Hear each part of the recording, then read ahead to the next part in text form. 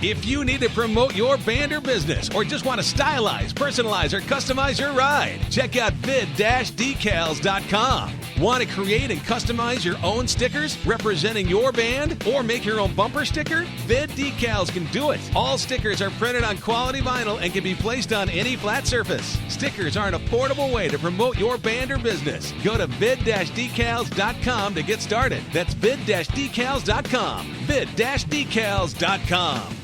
RockstarLeatherworks.com is your home for badass rock and roll gear. Featuring 100% handmade leather bands, watches, cuffs, bracelets, and more, Rockstar Leatherworks has something for everybody. Whether you are going to the show or you are in it, you can find something to fit your needs. Choose from a variety of designs or create your own masterpiece. Their bands and watches are second to none. They also ship internationally. Who needs a stage to be a rock star? Check out RockstarLeatherworks.com. Hi, this is Bobby Brown, and welcome to another fucking podcast. You kids with your loud music and your Dan Fogelberg, your Zima, hula hoops, and Pac-Man video games, don't you see? People today have attention spans that can only be measured in nanoseconds. See, son, old legends never die. They just lose weight. Like a legend and an out-of-work bum with a lot of life.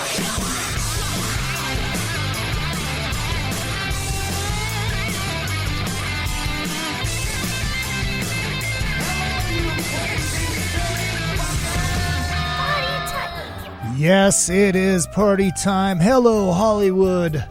Hello, world, and hello, my loyal minions. It is good to see you, and as always, good to be seen. My name is Izzy Presley, and welcome to another fucking podcast. Replaying my John Murray interview. Big John, of course, you all know him from The Rock of Love. Bret Michaels' personal security guard on the show, and he worked for Bret for a long time. Worked for a lot of other bands for a long time, too. The reason I'm replaying this is because there's a GoFundMe for John right now. He is working on getting a brand new heart. And, well, he needs to raise money for that, so he's one of my bros, so I'm helping him out, and I'm replaying this interview. And if you look at the description, the GoFundMe link is in there. So go ahead, click on that link, and donate to help get John his new heart. He's almost to the goal, but, you know, everything helps. So please go ahead and do that. This is another effing podcast. If this is your first listen, welcome. If it's not, welcome back. In the words of Adam Carolla, thanks for telling your friends. Thanks for telling everybody and spreading the word. Great show last week with Brian Forsyth from Kix. Great response. Go back and check that one out. Yeah, because you definitely will enjoy it. Very candid. Good stuff. Very good stuff. So, first-time listeners, please go to a Spreaker and hit that follow button if you're listening live. That's what you're listening on right now. If you're listening to the replay, still go to Spreaker, hit that follow button. Go to iTunes, hit that subscribe button. And every time there's a new show, you will be informed. Every time I go live, every Monday night, you'll get a notification. And hold on the air right now, Pally. All right, cool. So yeah, every time that you get every time I go live, you'll get a notification. Go to the Facebook page, which is facebook.com/another effing podcast. Everything that you will find out about the show happens on there. You can go to the Twitter machine. I'm on my quest for 1 million followers. Currently at roughly almost 1,800, so I'm getting there. Close. Easing on up. Almost there. All right. Hit you when I get off. I might get off in the middle of the show. Who knows? I don't know. So yeah, Twitter machine Izzy_Presley. I'm on fucking Instagram. Find me on Instagram. I even think I have a Pinterest account that I haven't used in a long time. I used to put the shows up on there. There was requests for new t-shirts. God damn it. There is going to be a Drunken Summit t-shirt that will be available next week. Also available next week, I will be auctioning off the Jack Daniels bottle that has been being signed for like a year. And I'm finally going to auction that off. All the proceeds will go to the SoCal Bulldog Rescue because I love puppy dogs. Lots of great people on this bottle. I can look at this bottle. Where is it? No, that's lube. All right, let's see. I know Courtney Cox from the Maidens, Rafael Moriera. I have to go back and look at I think Genocide is on here. Brent Muscat is on here. Johnny Martin is on here. Alex Kane is on here. I can't remember. I have to go back and look at the list. But very, very long list of people that will be on sale next Monday. It's going to go up on eBay. And there's like 10 people that signed it. Brian Forsyth signed it last week. Bobby Brown signed it. So there's some beautiful gals on there. There's some rocker guys on there. And there's Johnny Martin. Because we love Johnny Martin. So that's going to be available next week. And also, please make sure you hit up the Facebook page for my personal stuff, which is Izzy Presley 1. And you can find that also on Facebook, as I just said. And find out everything that I am doing entertainment-wise. Like, for instance, every Wednesday night, I am lucky enough to host this great, great show in Hollywood called Soundcheck Live. It is an all-star jam. I'm assuming most of you have heard of this. And it is absolutely amazing. It's pros. They come down. If you haven't heard of this, all these guys are pros. They're touring musicians. Some names bigger than others. Some names you know. Some names you might not know. But once you get down there, you see them and you know them. You don't forget them because everybody's that fucking good. And there's this pretty schlub up there trying to introduce people and fucking up names. Because it's not a good Soundcheck Live if I don't fuck up somebody's name. So check out Soundcheck Live. If you go to the Lucky Strike Facebook page, Lucky Strike Live, there's also a YouTube page for Soundcheck Live. And all the videos that are taken are put up there. You can see what you're missing each and every week. So check that stuff out too. All right. And please, before we get into this, please go back and help out all my sponsors. I have great, great sponsors for this show. Rockstar Leatherworks and Vid Decals, which you had already heard. Beater Amplification. I am proud. I'm going to be doing a little instructional video on the beat. Hey, hi, Dan Epstein. He's not listening. I'm just watching him on this fucking, I'm watching it on this TV show right now about Slapshot on the NHL Network. Yay, Dan Epstein. He's in Chicago now. I miss him. He's been on this show a couple times. Beater Amplification, these great, great amps. I'm going to tell you all about them right now. They are amazing hand-wound amps, and they are not, everybody has seen the picture, they are not, it's a whole lot to read. It's a high-end tube amp. It's not a version of a modified Marshall. It's not. Just check out Beater Amplification. These things are fucking amazing. They sound killer. Power circuit. I mean, I'll talk about all this stuff when I make the video. So check out Beater Amplification. That's Beeter. Killer amps. Proud to be part of the Beater family. What else do we got? We've got A&P Productions Laser Engraving Division. Going to be having a... Oh, hi, John. John's listening. There you go. How you doing, buddy? Going to be doing these little sets. We're calling them the Roadie Packs, and you will be able to buy these. They will have a Zippo. They will have... pardon me. I need a sip of Monster Energy. They will also have bottle openers. There's going to be... let's see, Zippo, bottle openers, a flashlight, a flask, and I'm not sure on the price yet, but we'll be getting there. We'll get there eventually, and check out them on Facebook as well, and also Sass Pants Designs. I just had Britt from Paradise Kitty come over and cut the ad, but I didn't have time to put the ad together because I'm going live early because I'm going to fucking Steel Panther tonight, which is why I'm on now instead of at 7 p.m. California time. Because they go on at 8. And I've never seen Steel Panther. So check out Sass Pants Designs.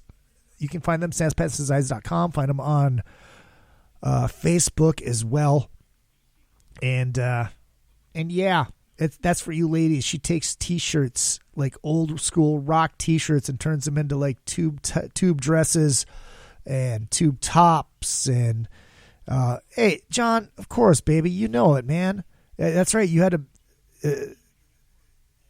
this big thing on Saturday, this big fundraiser for him too, and it's awesome that people are stepping up because boy needs a new heart. We need Big John around. So saspantdesigns.com. Amazing stuff. You gals will love it. So check those guys out. And of course, the Rockwood Saloon, the guy that did my vest, Tony over there, the Rockwood Saloon. You need T-shirts done, he can do them. You need personalized stage gear done, he can do them. He does work for Lita Ford.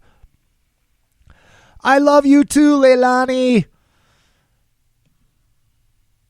She can fart like a motherfucker. And so yeah, he does my he did my vest. He does work for Lita Ford. He does all this amazing stuff. So check out the Rockwood Saloon. You have a pair of pants that's ripped up to shit, and you want to like make them wearable again and look really fucking cool, send them to Tony over at the Rockwood Saloon, and he will fucking pimp them out and make them fucking awesome. Make them look like stage gear. This is how good he is. So check him out too. All right. So I could have sit here and babble about my week and blah, blah, blah. I don't need to. This is what I'm going to do because I am crunched on time. I'm just going to get right into the interview. So here is my interview with Big John. If you're just joining us, you can go to that GoFundMe link that is in the description of the show and help him out. And if you're just joining us, the reason I'm doing this show is because John needs a new heart. And there's a fundraiser, a GoFundMe to help him with expenses. Please go there and donate what you can. $5, $100, $200, whatever. Everything helps. And I just don't want this guy to die on us because I'm going to need him when I'm rich and famous. Him and AJ and Jake are going to be my road warriors and Precious Paul Ellering set of security when I am rich and famous. So we need Big John around. So here it is from 2014, I should say. My interview with Big John Murray. You know him from Rock of Love.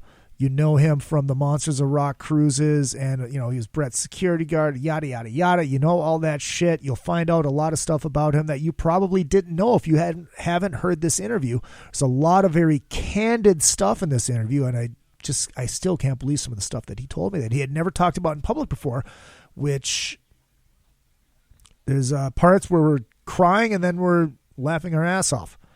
So enjoy this. Of course you are.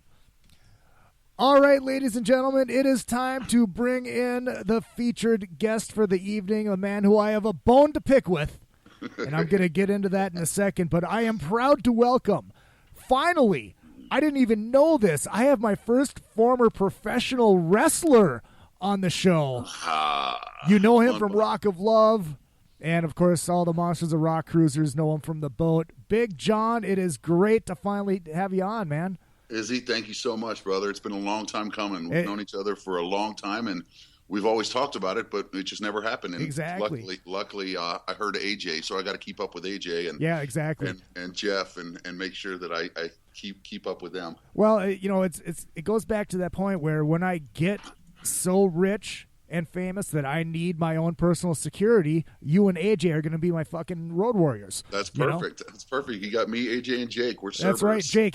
Jake's going to be the what the fuck is the road warriors manager now? I can't even think of him. Precious Paul. Yes. Ellering. Yeah, Paul Ellering. Right. Yes, that's right. All right. First though, my bone to pick with you. You were working with Poison in 2002, correct? I don't. At that time, I was probably either with. I may have been. At that time, I was with Saliva with Larry Morand, and I was going back and forth between Saliva, and I think Poison at that time. Did you do the Poison Cinderella Pussycat Winger tour, the VH1 tour? No. All right. I was. All right. You're free and clear then. I got to hear the story though. What happened? Okay, my buddy's a Poison Wonk, loves him, and he's part of the fan club and all that stuff. So he paid the money to do the meet and greet. Actually, I take that back. I was on that. All right, then it was you. Clicked. It just clicked because that's how me and Tammy got really close. Oh, okay. It was June 16th, Father's Day, Duluth, Minnesota, and my buddy had his meet and greet thing because he was part of the fan club, and I just had a ticket. And after the show, there was some dude walking around outside or walking around the venue on the main floor with a stack of passes, handing them to women. Which was, I'm assuming was you. That would have been me. That would have been you. I'm like, dude, my buddy's got the VIP thing. He's back there. I just want to go hang out with my buddy. You look at me and go, no. Oh, God. I probably did. You know what? I at that time, it was still fairly new to me to be out with Poison and walking around, hanging out with a bunch of passes and deciding which chicks go where. And, right. You know, when you're young, I wasn't young, but when you're new to that whole scene and that organization, it becomes a little bit not overwhelming. You get a little bit of an ego. It's like, hell yeah, I get to pick you, and I get to pick you, and you're going to be back there, and I'm hoping to God maybe even I get a chance. You know, absolutely. But yeah, you know, if I disrespected your friend in any way, I can truly say now I'm so sorry. No, you disrespected me. Oh, that's even worse. I had to go wait in the truck and wait for like an hour and a half. Luckily, I had a box of baseball cards that I was just opening up, bored, listening to the radio. Thankfully, it was June, so it was warm. Sorry, no, dude, it's all good. You know, like I said, it just gets, you know the deal. You've seen the shows. And, absolutely. You kind of get carried away and you feel like you got all this power. And, yep. And in actuality, it's not you that the people even give a shit about. Right. It's what you have in your hands. Yep. So, by the way, am I allowed to say that? Give a shit about? You can say anything you fucking want. Okay, cool. I mean, it is called Another Fucking Podcast, so. Okay, good. Absolutely. Good. So, I didn't know you were a wrestler. Yeah, it was a very short-lived career. I trained here in Cincinnati for the HWA. It's a Heartland Wrestling Association. And a guy named Les Thatcher, who was instrumental back in the old days with Vern Cogney. I think that's how you say his name. And a lot of the older wrestlers, Ric Flair and some of them, he opened up one of the premier wrestling schools here in the Eastern region. And one of the guys here, Lance, who's a promoter, and he lives out in Vegas now. He got me involved in the whole thing. And long story short, I went for about a year and a half, wound up hurting my neck, met a lot of people, did a lot of cool things with the ECW and WWF wrestlers, WWE at the time. No, it was WWF. It was WWF at the time, yeah. We did this thing for a local guy here, Brian Pillman, who was huge in wrestling. And after he passed away, we did these what we called the Brian Pillman Memorials. We brought in a lot of the headliners and national names and well-known people, and a lot of all the monies collected went to the Brian Pillman Memorial for his family and everything. But then I had a neck injury that prevented me. It physically wouldn't have prevented me. It was more mentally. I got really gun shy. And I was like, I'd heard horror stories, and even some of the people today that I had the pleasure of working with and getting to know are now paralyzed, or they're not walking right. Their bodies and I just got really scared because I had other dreams and aspirations and ambitions. And I'm like, I don't want to spend the rest of my life in a chair. Right. And I got back in the ring a few months later after this neck injury. It was basically long story short, it was a compression fracture on my neck. Nothing where I was paralyzed or anything like that. But it turned out that I got back in the ring and I was just scared to even move. It psychologically took a toll on me, and I was like, I'm done. If I can't do it, I don't want to even be in the ring. So, right. Well, it's funny that you mentioned Brian Pillman, because I was actually at his very last match. Were you really? It was in St. Paul, and he was fighting. I can't remember who he was fighting, but it was when Austin had his fucking neck thing. Yeah. And so Austin was just hanging outside of the ring. And I can't remember I think he was with Pillman, or I can't remember who the hell he was fighting. But yeah, it was that night that Pillman died. Yeah. Yeah. That's right. It was in Minnesota. That's Yeah. right. Yeah. And I don't know what caused that. I don't know. There's still a lot of or controversy and speculation as to how he died, and that's none of my business. I just know that we both grew up in this little town in Cincinnati called Norwood, and I knew him growing up. He was a few years older than me, but I knew him growing up. I knew who he was. Hell of a football player. I kind of tried to follow in his steps. I figured if I'm from Norwood, what can I use as an inspiration? And I watched Brian, and I went back and watched some of his matches, and I was like, if I could make that kind of impression on people, I can do this, especially with my size and everything. So I kind of went a little bit apeshit in the ring and wanted to do all the crazy stuff, and inevitably it wound up snapping my neck. How did that happen? I had a guy do a reverse DDT on me in the ring, and in the world of sports entertainment, there's kind of a release. Hold it. Time out. That's the only swear word you're not allowed to use on this show is sports entertainment. It's professional fucking wrestling.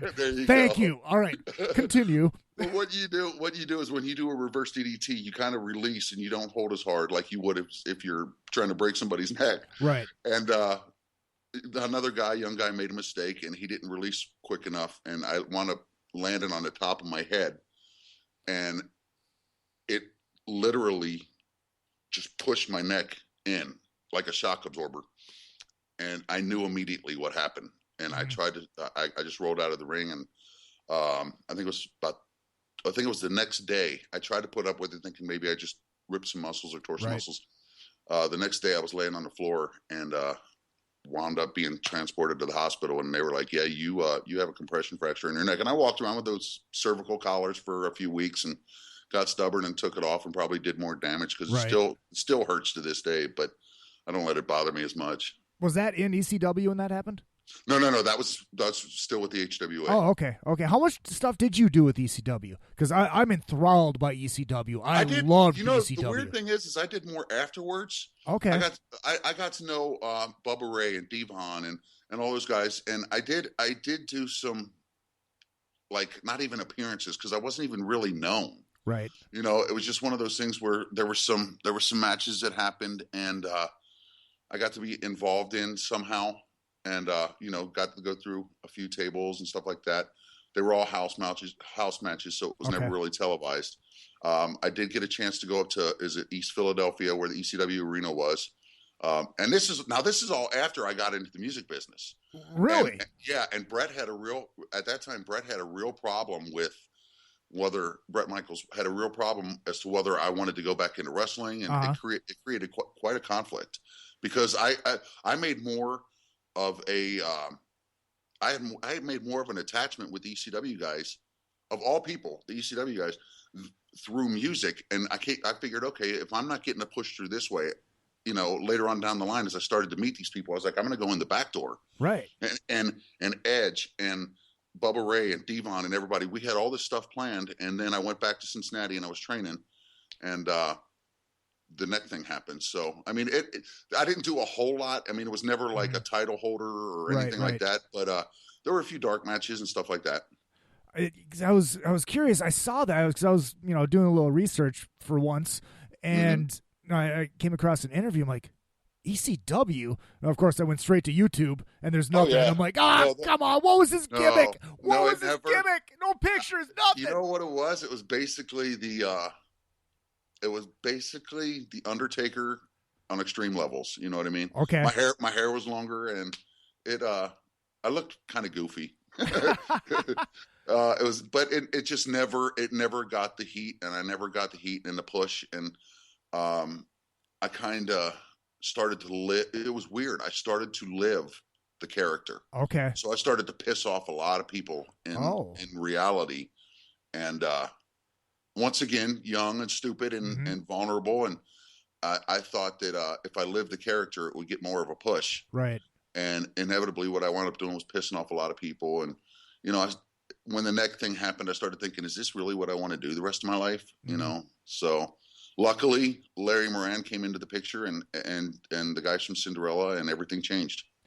Yeah, exactly. How did that happen? How did you make that that jump. And God bless Larry Moran. I'm sorry, let me bless Larry Moran.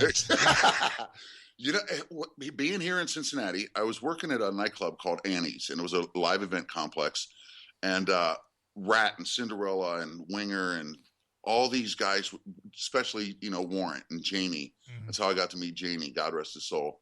They would all come through and they would play. And I kept seeing this same guy over and over who was the tour manager. And eventually I got the nerve up, and somebody had introduced us, and they're like, hey, this is Larry. And I got to know Larry, you know, through the telephone and keeping in touch with him. And I was one of those guys that I hated when I finally wound up working in the music business, who was always there and always like up their ass and causing, you know, what can I do? What can I do? What can I do? What can I do? But eventually it paid off because Larry was very, very helpful and instrumental, because I would show up, and he actually gave me my first laminate. Cinderella was in town, and this is right after Eric had his wreck. And, you know, I'd go up to the door. You know, the show isn't till tomorrow night, but I'd see the bus. Mm-hmm. And I'd go up to the door and knock on the bus door. Jeff would answer the bus. Oh, Jeff. He's like, hello? I'm like, hey, Jeff. Hey, Big John. What are you doing here? I'm like, hey, can I come up and hang? So they watched me, you know, and they were always very hospitable and bring me up on the bus and how you doing and asking everything. And what I did was basically it's one of those things when you want a job so bad, if you call enough, they start to think, oh shit, who's knocking at the door? Is it John again?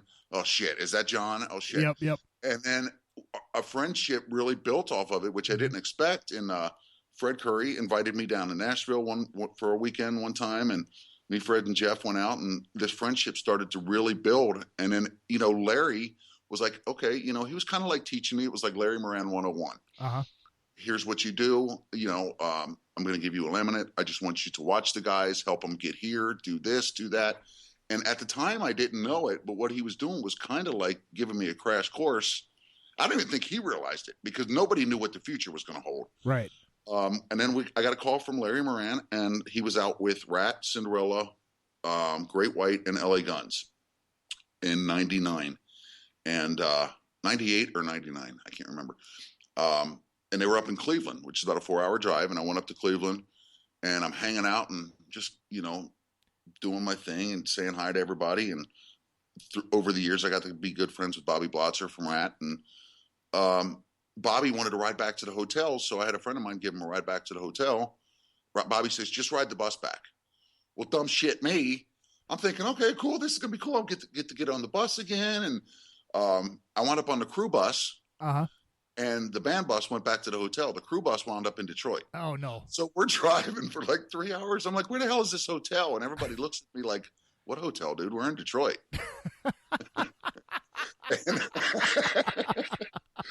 And that's when it began. I called Larry and I said, dude, I don't know what the hell to do.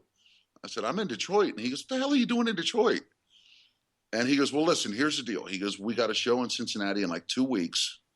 He goes, I can get you back to Cincinnati. He goes, in the meantime, you know, make yourself sparse, go work with the crew, do, you know, help out. And I think he knew at that point how bad I wanted it. So it was kind of like, make yourself visible but sparse. Right. And about 2 days later, Warren DeMartini, Larry, and Steven and Bobby pulled me aside, and they said, do you want a job? That was it. I called home. I was at that time I was working in a juvenile detention facility. Okay. Mini prison. And I called back and I said, look, I'm never coming back. My uniforms will be sent to you. And I made a life-changing decision, and here I am today. Yeah, you never looked back. And then how did you end up with Poison? Where does that? Actually, it all stemmed from that tour. Okay. Throughout that tour in 98, 99, I'll never forget it. We were in Evansville, Indiana, and me and Tracy Guns the crew was setting up the stage, and this is this is a story you can't buy. Me and Tracy Guns, I guess we were sitting out there, and Tracy had a bottle of Jack Daniels, and I'm sitting on the cage, and as the crew, you know, you don't want to be showing the side of it. I didn't know that, but Tracy handed me the bottle, and I'm sitting there swigging on it, and Brett walks by. He goes, oh yeah, that's great. You know? So, I kind of, that was my first interaction with Brett. And then throughout that tour, I was like, holy shit, that's Brett, you know, and he just saw me drinking. I'm never going to. When that tour was over with, I was supposed to go to Japan with Rat. Steven had blown out his knee and everything, so everything had fallen apart. That tour got canceled. So I got the, I guess, initiative or the idea to call Brett's people or Poison's people. And I said, hey, this is John. I had met Rob Stevenson at that time was their security, and their tour man inevitably became their tour manager. And I called Rob and Ricky Rocket, who I was really close to. And I said, I'm looking for a job. And bang, like within 24 hours, the phone rang and said, hey, we're starting a tour in May. You're going to be working with Ricky. You're going to be his personal assistant. You're going to learn. And Rob said, you're going to learn this business. I'm going to teach you. And he goes, you have a long career ahead of you. So hence the Poison thing started. And that was the introduction to a whole different world. Oh, absolutely. Absolutely. And okay, now how far into it did the TV show come? Because my dates are escaping me now. I just know it happened somewhere down the line. We started filming that TV show, in 2006? Okay. 2007? Yeah, that sounds right. So it was there was a good transition. Okay. And I'm happy it didn't happen right away, because I would have been a bumbling idiot. Right. Not that I wasn't anyway. But throughout the next 5 or 6 years, I got to, because of Larry, and I keep saying Larry because Larry has been very instrumental in everything that happened to me. I mean, without Larry Moran, this never would have happened. Larry had picked up a band out of Memphis, Saliva, and he called me. He said, hey, how quick can you be in Saliva? I want you to meet these guys, and I want them to meet you and see if there's a chemistry there. Immediately, I got down there, whatever you need. I drove down there, met the band, clicked with every one of them, and ironically, a few months later, it was the first time that I ever got fired, because that was the beginning of a very, very bad road that I didn't want to go down. Okay. I think I spent like a year with them, a little bit over a year, and we went from Saliva, Nickelback, Fuel, and Three Doors Down being over in Europe to doing the MTV Campus Invasion tour, and then we wound up with Godsmack, and it all went bad. And I was basically told I wasn't allowed in the venues anymore. And Larry went and it got bad. There was one night, I think we were in Maine. This was right after 2011, September 11, 2011. And we postponed a lot of the shows because of that. So the first show back, Saliva's opening up, and me and Josie and a couple of guys were having some adult beverages. By accident. Sully had called for Josie to come up on stage with him. Well, because I was attached to the hip of Josie, dumbass me went out on the stage with them. And nobody knows who the hell I am. And I'm standing there looking like a big gorilla. And their security guy, I can't even remember his name, basically got into my face, and I don't care how new or how young I was, I still have my past and the Marine Corps and everything else. And I was like, I don't give a fuck who you are. You're not going to talk to me that way. And I was an ECW, bitch. I was a wrestler. No, it was just, it went really bad one night. And even the promoter and everybody, they were in the back taking bets with Larry. I'll bet John wins. Look, here's the deal. I'll put this up. I'll bet John wins. This is going to go down. And the next day, it was one of those things that Larry had no other choice. He's like, listen, he goes, go home. We'll call you back out when we're done with Godsmack. And deep down inside, I knew that it was never I was never going to call back. And it was probably the best thing, because that's when I got introduced, during that whole time period, when I got introduced to cocaine. And it went very, very bad. Cocaine is a hell of a drug. Oh, yes, it is. And Larry, you could see that Larry was not looking back in hindsight. I could see that Larry was not so much separating himself, but he was standing back watching. He had a few talks with me. He said, look, you can't do this. I was too stubborn to listen. He was trying to guide me in the right direction. And unfortunately, I played fifth Beatle and continued to get completely tore up. And it was a great learning experience, but it's something that I wouldn't change it for the world. I had fun with the guys, but I got to experience it and get it out of the way. No regrets. So, no, absolutely none. And other than getting fired. Yeah, well, absolutely. But But you're clean and sober now, correct? I am 3 years, over 3 years. I made a promise to my wife 3 years ago. It was one of those things where the drinking took a very hard stance in my life, because what happened was 6 years ago. I was doing CPR on my father. Let me backtrack. I never believed in PTSD. I thought it was bullshit. I thought it was a bullshit excuse for everything and a way to get free money, right, from the government. Well, my dad was diagnosed with terminal cancer, and after his body had finally given out, I was doing CPR on him. And the weird thing is that every time I did a compression on his chest, it was boom. And literally, that's exactly what I would hear. Boom.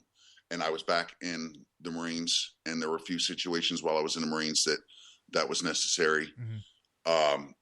And we were in Somalia, and we were in the Gulf War, and we were here in Cuba and everything else. And all of a sudden, all this stuff started to just come back over me that I had forgotten. And that's when the drugs were gone, but that's when the drinking became really, really bad. I mean, and I was up to near the end, I was up to about a half a gallon of Jim Beam a day. Holy shit. And, everybody saw it. Right. I can remember Jeff LeBar and Fred and Larry and Brett and everybody looking at me going, "You okay?" "Oh yeah, I'm fine. I'm fine." And everybody saw what was happening to me, except for me. Right. And this took about 4 years, 3-4 years for me to finally,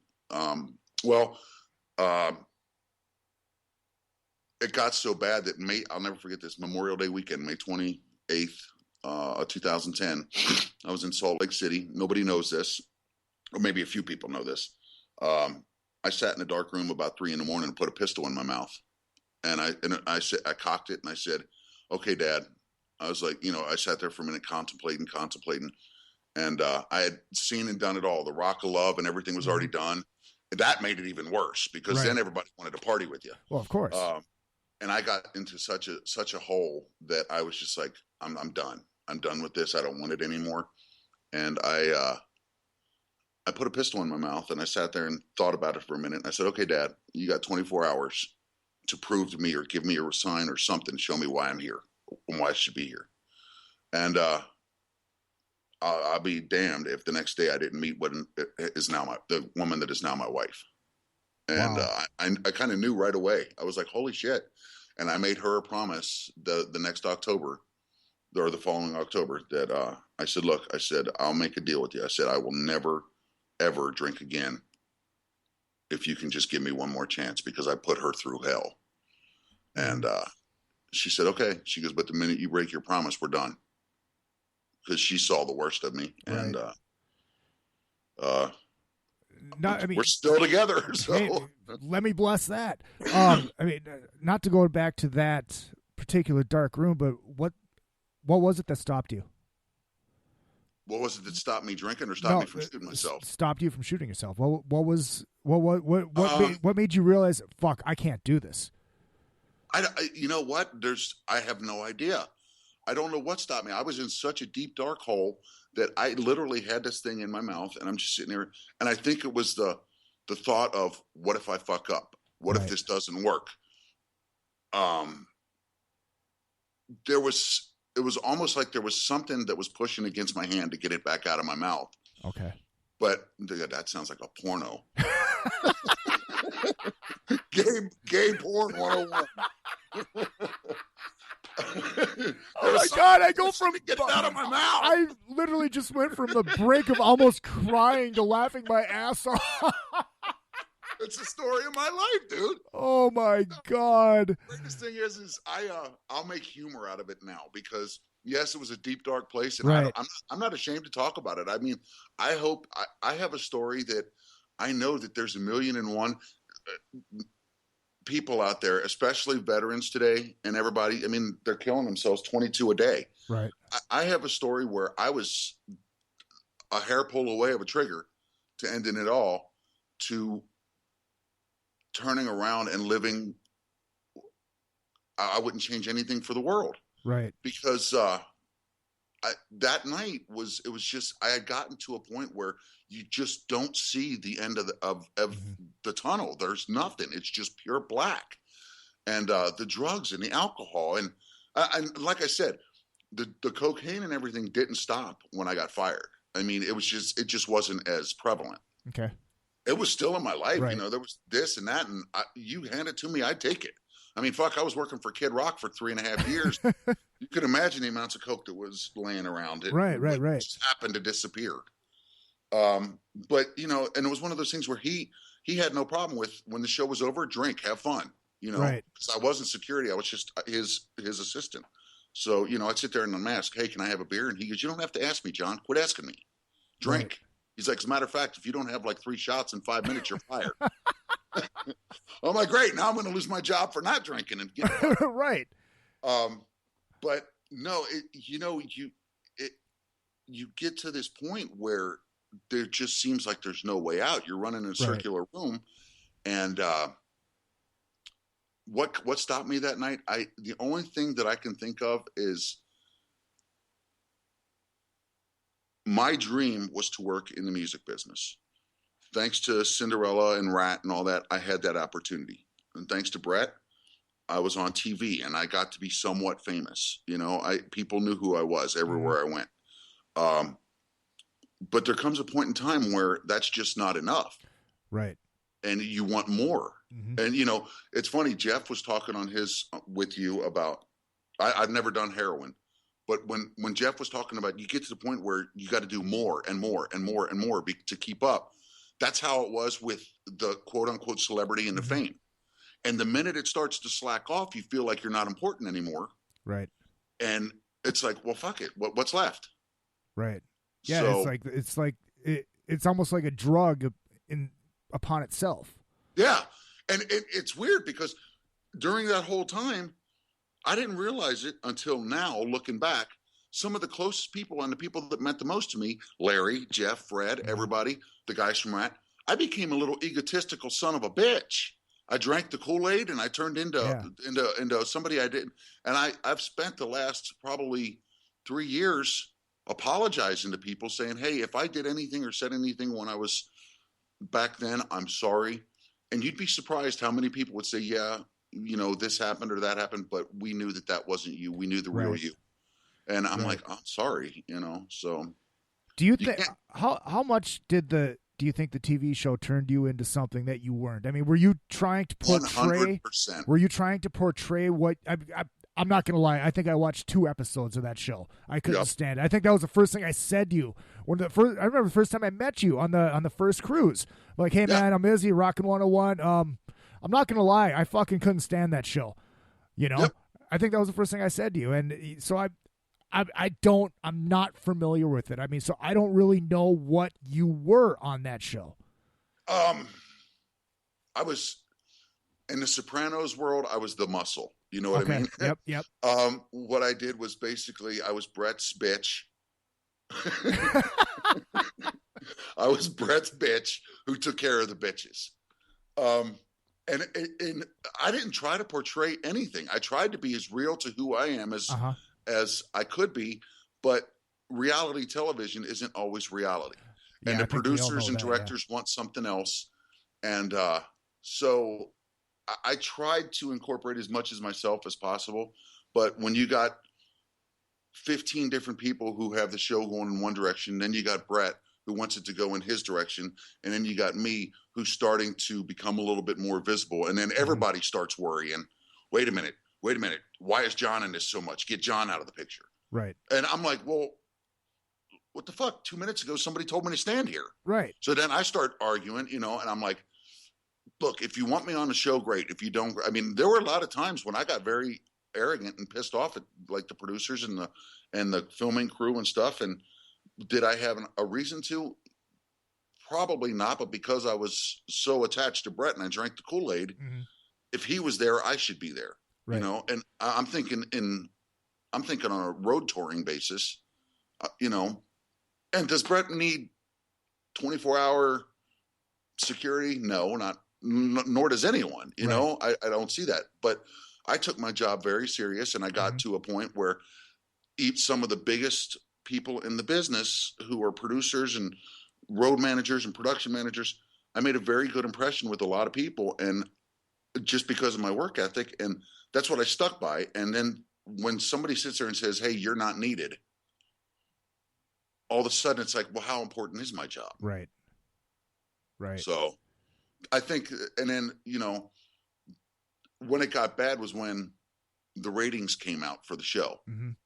Then I started turning into somebody. It wasn't so much during the filming. It was afterwards when I hear, "Hey, the show's doing great." Hey, at that time I was not even with Brett. I was with Brian Setzer, and I was with the Stray Cats and ZZ Top and the Pretenders, and we were out on tour, and Brett was actually playing in Chicago. So I slipped away on a day off, and I went down and talked to Brett, and he goes, "Number one, the show's number one." And of course, with everything, Brett's number one. It's the biggest selling crowd ever. And, but ironically, it did have really good ratings, and people started to talk. And I'll never forget, I was sitting with Brian Setzer and Billy Gibbons in Chicago, and this guy walks up and he goes, "I'm sorry to bother you. I don't mean to bother." And I'm sitting there thinking, okay, Billy, Brian, what are they? Yep. He goes, "Can we get our picture with you?" And I'm looking at Brian and Billy, and I'm like, "Are you guys going to do it?" And they both look at me, and they're looking at you, dickhead. And I was like, "What? Are you serious?" That was the first time. And I was like, wait a minute, and as things got bigger, that's when I started to turn into the other John. Okay. Because, touring around with Brett and seeing the success of the show and seeing the crowds get bigger and having people recognize me everywhere. There were times that people would go up to Brett, "Hey, where's Big John?" And it would piss him off, but, I kind of got an ego. It was really weird. Right. I let it get away from me. And, everybody that was closest to me kind of drifted away from me. Either that or I drifted away from them, should I say. They didn't drift away from me. They were very happy that it was happening. Right. But they saw which direction I was going. And they kind of like, okay, let him do his thing. He'll outgrow this. Well, it feels good. It does. It feels good. I mean, even, in my little experience with him, I'm shit. I know that. I'm fucking nobody. But like on the fucking cruise, all these people, "Izzy, can I get your picture?" I'm like, "What?" Yeah, exactly. It's like after the Kiss Jam, or actually it was after the Kiss Jam. It was one of the guys that played, and he said, "This made the cruise." Yep. Made it worthwhile, and he had me sign his guitar with everybody else. I'm like, I'm inside, I'm eating it up, but on the outside, I'm like, who the fuck am I? Exactly, and that's what I said. That's what I kept thinking in the beginning. I'm like, holy shit! All I wanted to do was be friends with the guys in the band. I didn't want to be one of the band, right? Well, I do, but. Do you remember the story you told on your podcast about how when you used to interview, you'd be down in the locker room and on the fields with baseball? Same thing. When the bands would come around and they knew me, not because I toured with them, not because of music. I'm in Nashville, Tennessee, and I got people playing. I'll never forget Linkin Park. The guys from Linkin Park heard that I lived in Nashville and that I was at the show, and Chester, Mike Amato was their production manager, and anybody who knows anything about the backside of music, the behind the scenes, knows who Mike Amato is. Mike happened to mention to Chester that I was coming to the show. I almost shit that the guys from Linkin Park and their wives are waiting in the green room for me. Right. And I walk in and I'm like, guys, it's a pleasure to meet you. The wives are like, "Oh my God." I'm like, what the fuck is going on? Well, it's like, I got a call. God, was it? I think it was Saturday night. There was something was going on, some kind of festival or some kind of party or whatever, and there was with basically the Monsters crowd was there. Like Lisa Sunday, I'm sure you know who she is if you saw her. Yep. And did you have a chance to meet Doc Dennis Waldron? We call him Doc Heeb. The Karabi gave him that name 2 years ago. Oh shit! If he was hanging around with Karabi, I probably met him. Yeah, he was doing photos this year. Yeah. I know him and his wife Angie. Yeah. And he called me. He was a little bit under the bottle. But he's like, "Dude, more people here know who you are than know who Luke Carl is. I'm like, what the fuck are you talking about? Are you there? Yeah, I'm here. Okay, I got sorry. you. It froze up. I'm moving. I'm getting some coffee. No, it's weird. I know exactly what you're talking about because all of a sudden I'm like, what do you know? And then Larry comes up with the concept of this cruise, and he goes, "We'd like you to co-host a cruise with Eddie Trunk," and I'm like, what? All of a sudden I'm like, I'm on this Monsters of Rock cruise, right? And, it's like it was a very strange transition to go from behind the scenes security, even though we were visible before this show and before the popularity. Sorry, that's all right. Before the show and before the popularity, I was always visible, but never a point of focus. Does that make sense? Yeah, absolutely. And then the show happens, and the hype started, and you walk into places, dude. I've walked. It was funny because when I was with Brett, we were in Nashville, and he had gotten invited to the CMA Awards. Mm-hmm. He didn't want to go down there, check it out, see who's there, find out what's going on. Maybe maybe I'll go somewhere afterwards. What? Dude, these are artist seats. Right. Go. I was like, okay, cool. I got a kick out of it. I'm thinking, hell yeah, this is going to be fun. I'm sitting in a freaking chair. Next to me is Carrie Underwood, Jeffrey Steele, who's a big country writer, all these other people. And everybody's coming up shaking my hand. I'm like, this is not happening. This is crazy. Now maybe somebody will understand what I mean when I say you let your ego get away from you. Yeah. Because when these guys who are selling 30, 40, 50 million albums a year, Kenny Chesney walks up and says, "Hey, John, how's it been?" And I'm like, "You remember me?" He's like, "How the fuck could I forget you?" I felt that way just hanging with Jeff LeBar. Yeah, exactly. And that's not anything degrading towards Jeff LeBar. I mean, fuck, he's Cinderella. I mean, what the fuck? Exactly. But it's like he knows who he's a friend of mine now. I'm like, what the fuck is going on here? That's exactly it. And living in Nashville was great because I never dreamed of the day when I would be going over to Eric's and Jeff's, and we'd all meet up for Halloween and Halloween parties, and Eric and Henry's birthday, and we'd do cookouts. And I'm sitting here thinking, how did I get to this point? This is so cool. Because I was happy just knocking on the bus door, asking permission to come up and hang out with the guys. I was happy just going through the fucking line to meet people as a fan. Yeah, exactly. Exactly. I was just glad. I was happy that when they showed up, "Hey, John." Yeah. Oh my God, he knows my name. He remembered me. Well, I mean, unfortunately, Karabi only knows me from the Mankini, but it's a whole nother story. Karabi knows me from breaking into his house a couple of times. he always had Jägermeister hidden, and that doesn't shock me. So I didn't break in. Let me rephrase that. He would be upstairs, and he'd hear the door, and he's like, "Who is it?" I'm like, "Hey, John, you better leave me some." Oh, fucking Crab. He cracks me up. I love him. Do you still talk to Brett? I mean, have you talked to him since? I mean, because I know he's got all this medical stuff going on. I just don't know if you've talked to him, if you've reached out, or. I try to stay as far away from that as possible. Okay, I understand. I do talk to Brett on a friendship basis, right? But I don't want to get involved with any of his. If he says something to me on the phone about his health conditions or anything, no, I'm not asking. I'm not asking that. No. I would never ask that. We talk on a personal level, right? Like things happen, and I'll say, "Hey, God, I worry," right? But I don't reach out to him as much as I used to. I mean, if you ask Jeff, and see, this is one of the things that I realized when it was getting too bad. I'm hanging out with Jeff and Eric, and it's cookout at Eric's house. The phone would ring, and I would literally run away from everybody. I'm not even on the road; it's time off, right? And I'd run away from everybody to answer the phone. Oh my God, it's Brett! I got to answer this. They were like, "What about us?" Right. And so it's taken me a long time to realize I potentially fucked up a lot of friendships and really close friendships, because I couldn't put the phone down.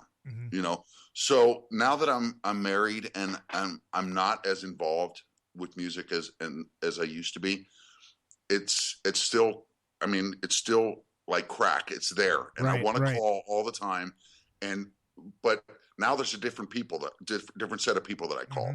I call AJ, I call Jake, I call Larry, I call, you know, once in a while I'll talk to an old friend, Joe Anthony, who worked with me and Larry back in the Rat days. But instead of constantly being on the phone with Brett and having to do stuff, it's more like now it's getting back to that point where it's like, these are my true friends. You know, they don't want anything. They don't want anything from me other than,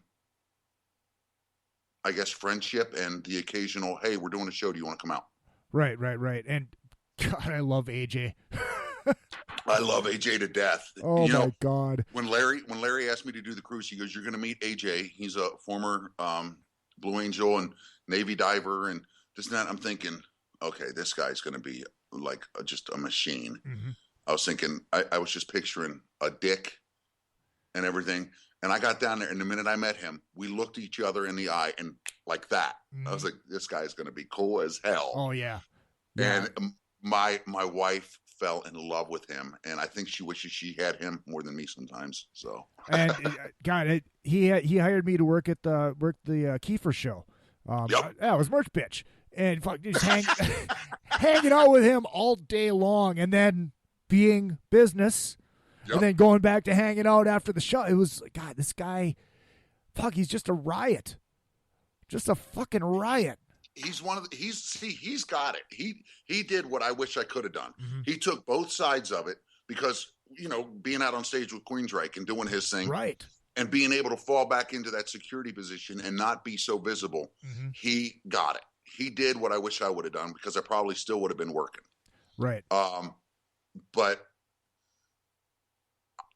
he is, let me tell you, AJ and I, he's got some military experience. He's got some things that he's dealt with.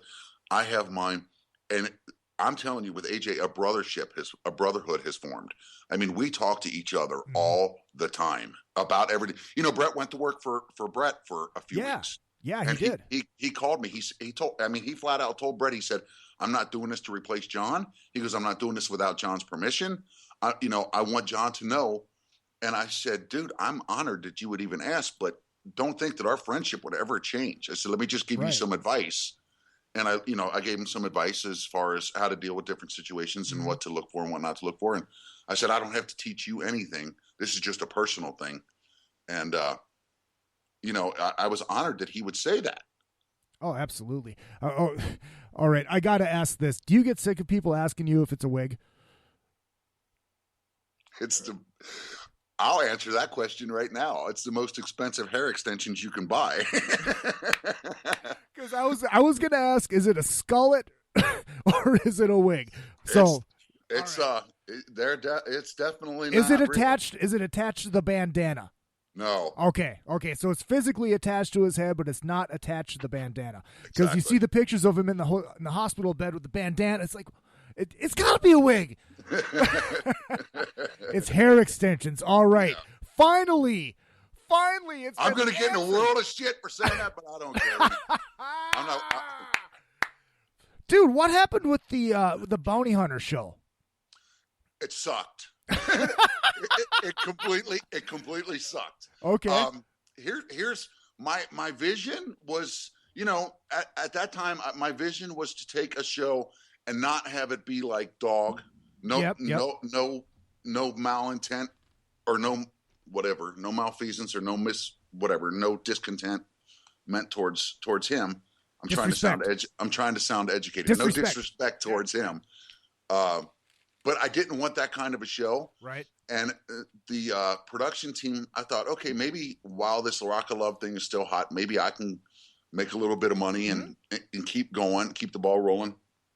Well, we did all the filming in Salt Lake and in the surrounding areas in Utah.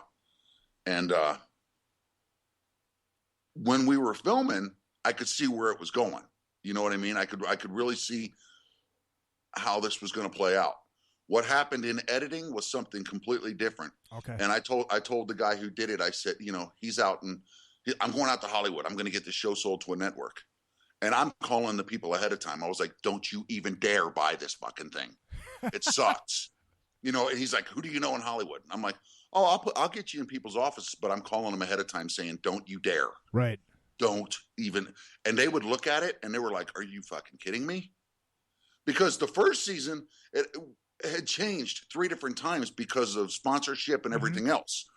I was working for a bail enforcement or a bail bonds company who basically turned their back on the whole production. So we had to go. So they're crooked as hell. I'm not going to mention their name because I'll get sued. No, that's fine. But so we had to go find sponsorship somewhere else. So we had to change the characters and the character scenarios and, who's now granted, they were all licensed recovery agents, every one of them. Right. Because that was one of the things the state of Utah demanded. If you're going to do a show like this, everyone must be licensed. And whoever you go after better be a legitimate, there better be warrants and everything. This better be legitimate. Don't make the state of Utah look bad. So there was a lot of input from a lot of different organizations as far as how this was going to go. And when I felt like I lost creative control, everything changed, because then the show became about the chick he was banging at the time and her nose job and how she got teased in high school and this and that and her fake tits. And I'm like, hey dude, it's my name that's on the fucking banner. I'm like, what about my backstory? And no shit, this is what it was. Hi, I'm Big John. I work for Brett, or formerly from Brett Michaels, blah, blah, blah. I was in the Marines cut. But yet we're telling the story about how she got made fun of as a kid because of her hook. And, and let me tell you something, it was a huge nose. I would have been making fun of her too. So. Was it like the Jew hook? Yeah, bigger. Okay. Bigger. Wow. It was like W.C. Fields on a chick. And, when I was doing my research, I came across a press release that you had put out about reverse racism. What was that about? It was something about where they wanted to go with more of an African American for. Oh. Yeah. Please talk about that a little bit. That was, how can I do this without, I don't care. Let them come after me. 51 Minds and Endemol, the people that did Rock of Love. I went to them and I went to some of their people and I gave them the concept of this show. This is before I even considered doing mine. And I said, look, this would be, they asked me, do you have any ideas? Because, once you get done with the shit, your mind starts rolling because now you know how reality television works and how they edit.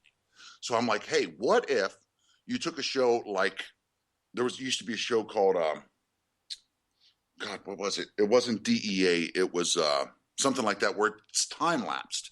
It shows how long they sit on the buildings waiting for these guys and all the work that gets put into it. And, you got the first 48, kind of like that. Right. I was like, what if we took a bail enforcement show and made it that way? Not just to chase like Dog does, right? But we show all the work that goes in behind it. Great idea. Let's put it on paper. Let's get it going, blah, blah, blah.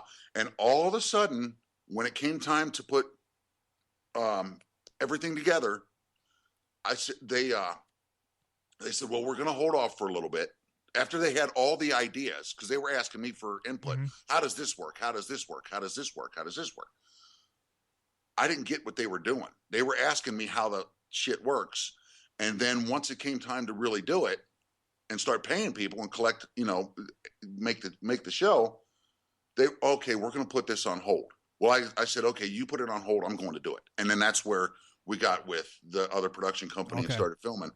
So then I went back to him. I said, look, I have a finished product. Do you want to take? Now, this is when I was really trying to sell the first one, and it was really good. We had it time lapsed. We had everything. I can't remember the name of the show. It was like the first 48 where you got the time lapse. Yeah. And it shows real time. Shit, I've been sitting on his house for 2 days, and the guy hasn't even been here. And it shows this pile of cigarettes that are outside of the car. They're like a small pyramid.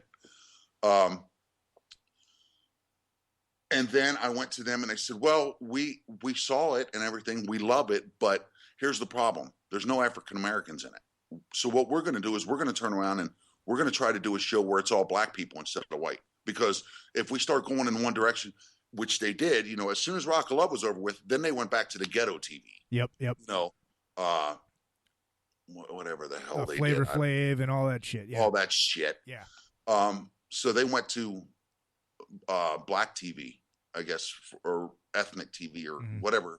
You know, they went for a different genre. Demographic. Yeah. Demographic. Yeah. And I said, well, what are you going to do? Are we going to redo Soul Man? Because I'm not C. Thomas Howell, right, and I'm not taking a bunch of tanning pills. Yeah. So it turned out that they wound up going in a different direction, and it didn't work, because what happened was the state of California said they put a kibosh on it. From what I understand, they were like, absolutely not. And you got a bunch of actors who don't understand this is how it works, and all of a sudden it turns into it might as well be Roadhouse. You know what I mean? Right. I was trying to put a real story out there, and then when it came time to when they finally got finished after all the bullshit with the sponsors and everything else, I looked at the finished product. I was like so embarrassed, because they aired it in Utah on their local 13 or whatever, and it went all around Utah. And I swear to God, dude, I walked around and I hung my head. I was like, I'm so embarrassed. I was like, I can't walk around for the next 10 years with my head down. Wow. So I was calling people. I was like, look, if this guy shows up or if he calls you, save yourself the time and the trouble. Don't even entertain the offer. I would rather it sit on a shelf and in a can than not. It is not good. Is that why you got out of Utah and went to Hawaii? No. The reason I got out of Hawaii is because I was working at a company in Utah, and a friend of mine moved there the previous December, and he was a lot like me. He, you know, wasn't headed in any real direction.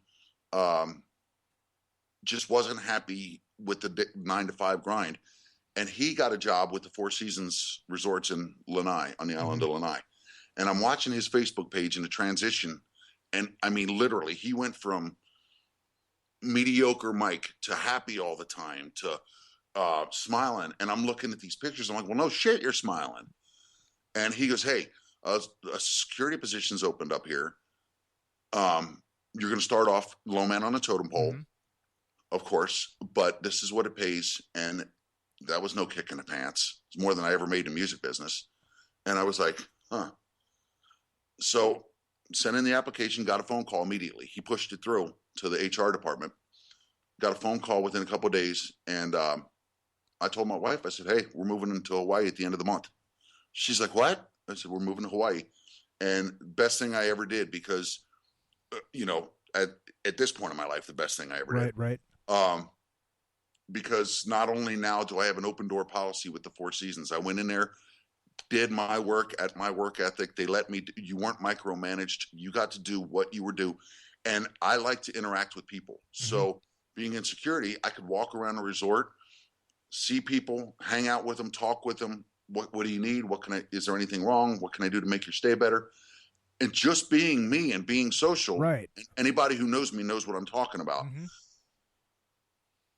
The feedback started to come back to the Four Seasons Resorts. John was great. John was great. John was great.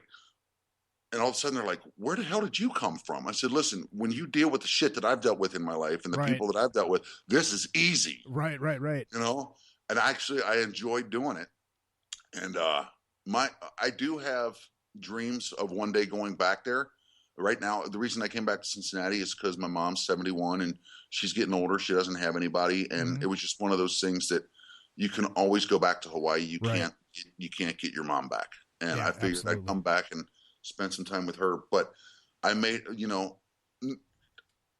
great impression with the Four Seasons, and even the director of operations and the manager of the resort came up to me as I was leaving and said, whether it's here or anywhere within the Four Seasons organization, if you decide that you want to come back or go to a different one worldwide, we are your references. Wow. You know, my supervisor in the security department, his name was Chad Campbell. I told him, I said, I have every ambition on coming back here. I do. I said, but my mom comes first. Absolutely. And that's one of the greatest things about Hawaii is because where I lived on that small island, there's only 3,000 people on the island. It's not Waikiki touristy Hawaii. Mhm. It's not Maui touristy Hawaii. This is as real as Hawaii gets. And anybody, I had a bad feeling going in because everyone told me white people are not accepted. They call you haoles. You're an outsider. You are the minority there. I got there and I was just me. My wife and I, we were just John and Lonnie. I didn't try to be somebody. Never brought up the TV show. They found out months later and they were like, how come you never told us? I said, because I didn't want that to be the premise of our friendship. Right, exactly. And or the basis of our friendship. And so the native Hawaiians and the people of the island actually took me in, which is unheard of, started teaching me Hawaiian customs, started teaching me the traditions. And all I had to do was pay attention and ask. You know what I mean? Right. That's the problem. Nobody ever asked. They just assume, and I wanted to learn. And so I had a lot of locals and native Hawaiians teaching me things and telling me how to properly do things and how to show respect to elders. And I was like, wow, that was the hardest part about leaving, because finally I belonged to something that wasn't a give-take relationship. Right. In music, it's like, what can you do for me now? I'll blow you if you give me a pass. Exactly. Okay. I'm not going to here twist my arm. Woohoo, boobs. Exactly. But it was really cool because I've always admired the Hawaiian culture and customs, and I got to experience it for a couple years, and I wouldn't take that time back for the life of me. But then I come here, and this is where your age starts. You start feeling old. Right. I come back here and I'm working in this place. It's Belterra Park Casino. It's a racetrack, horse racing track with a casino inside of it. And I'm doing overnights there and working in their security division. And I'm talking to this kid, Jordan, and he's funny as hell. This is somebody you need to get up on stage. 19 years old working there, he's got me on the floor laughing. And then he says, he goes, you said you worked with Kid Rock? And I was like, yeah. I said, I worked for him for a couple of years. He goes, my buddy's dad worked with Kid Rock. Do you know Donnie Floyd? And I'm like, are you freaking kidding me? I'm like, hold on. I'm hanging out with one of Donnie Floyd's son's friends. Oh, like, wow. Oh, God. I was like, this is bullshit. I was like, I feel like the old man. I mean, this kid's 19 telling me, and I'm like, oh, my God. I was like, how old am I? Yeah, no shit. No shit. But he's a good kid. He's going to go far. But I told him, I said, you need to go on stage. And, I wish I had the power and the ability to do that, because this kid, he goes right off the cuff, but it just makes you feel old when you're sitting there and you're like, you're 19. And I start thinking back to when I was 19. And then he's like, oh, yeah, my buddy's dad. And I'm like, your buddy's dad is who I hang out with? I'm like, isn't this kind of weird? This is like kind of absolutely stalkerish pedophile shit.